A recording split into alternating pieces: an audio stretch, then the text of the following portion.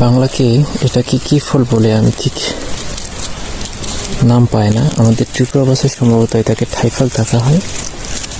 এটার আঙ্গুরের মতো থুকায় থুকায় যেভাবে ফল ধরেছে দেখুন, এটা পাহাড়ি একটা ফল, মূলত গাছ এবং লতার মতো এটা হেলে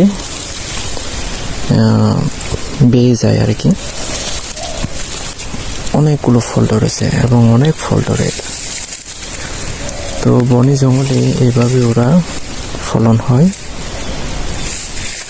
পাকলে এই ফলগুলো ভীষণ মিষ্টি হয়।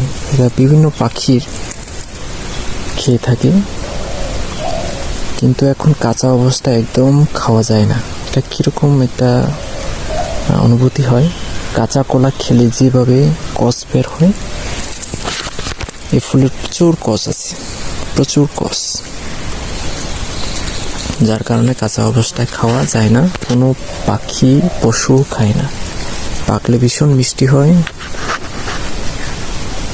তখন পাখিগুলো খেয়ে থাকে এগুলো।